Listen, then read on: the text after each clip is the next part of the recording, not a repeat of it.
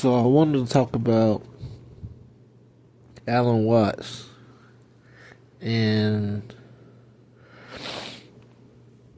the idea that life is a happening, meaning what we do in life is something that naturally and spontaneously arises for us to do it, you know? So it's just natural. It's a natural living, we just do things naturally. And the thing that makes me think about that is when Alan Watts was saying most spiritual teachers, they're trying to get you to the point where you realize you can't change yourself. You can't make yourself better. You can't it's not something that you can do. It's only of God. It's something that's not in our control. Because if it was in our control, then it would be our works.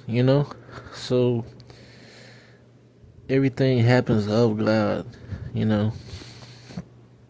And I take a lot of relaxation in that because it's nice to know that, hopefully it's not all on me. Because the idea of Christianity pushes you have to be this way. And if you're not, shame on you. And you end up whatever. You know what I'm saying? Like you have to be like me. You have to, you know what I'm saying? Like you have to be this way. But one of the main premises of Christianity is Jesus has done all the work because Jesus died on the cross for us. But we go around and we say, we debate, it's all works, and then people say it's all grace, but hey, this is the spice of life. People are gonna have different opinions, and then there's all these different denominations.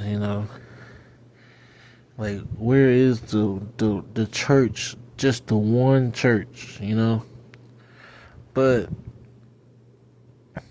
I bring this up to say that is the point, is that we talk about heaven being within, the kingdom of heaven is within, and the kingdom of heaven is amongst you and within you. That's like the esoteric teachings of Christianity and religion. But how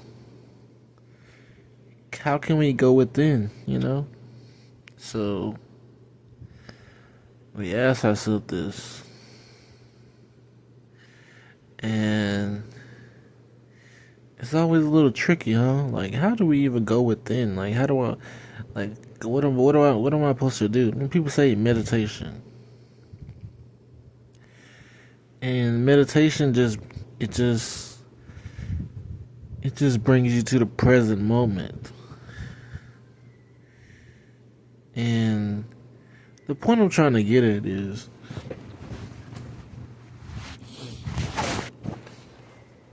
they talk about the idea of when you want to go up the mountain, all you want to do is to go up the mountain and to get there. And once you get there and come back, you say it was like everything else. It was an ordinary thing.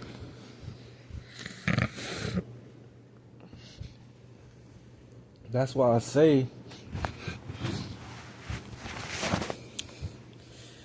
life, man. Life, bro. Life is the heaven, bro. You know?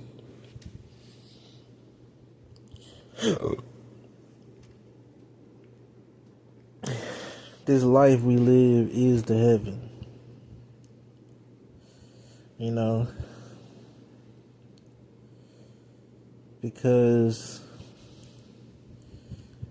when we try to seek something and get something and get here and get there, it's only going to bring us back to the source of what we already know. And we know life. And we cherish life more because of death. You know? We say, oh, I'm just glad to be here. Death makes us cherish life. And then I remember somebody told me, they said, everybody wants to go to heaven, but nobody wants to die. You know?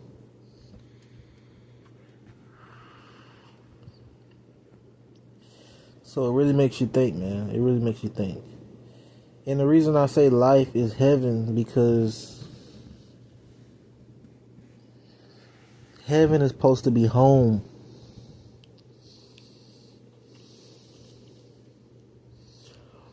It's supposed to be always with you. Wherever you go. They say the body is the temple.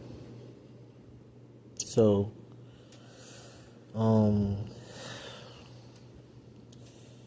that's why I say heaven is exactly where you are.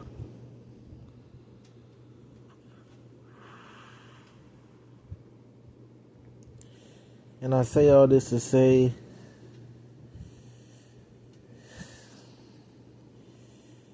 this whole idea that we're gonna burn up and you should have did this right, you should have did that right.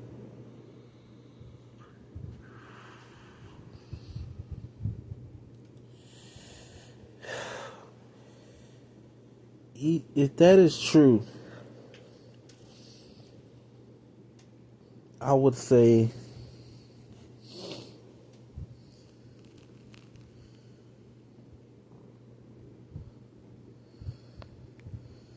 I don't know what I would say.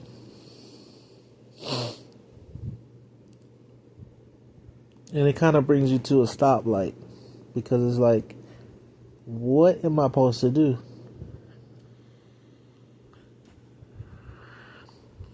You know? And there's nothing we can do, because it even says in the Bible, God makes vessels of dishonor and vessels of honor. So we get to the point of life where if you try to put all the Bible into one, you know, you get to a realization that you just have to live life. Is because, you know, people say trust God. How does trusting God look like to you? For different people, it might be different things. For some people, it's by keeping the law. For some people, it's by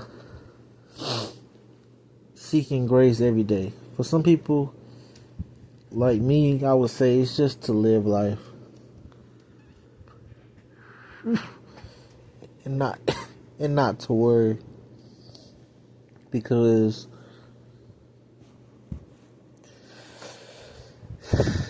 I can't control everything. I can't control everything. I can't make myself, if it was a magic pill to make myself some type of saint,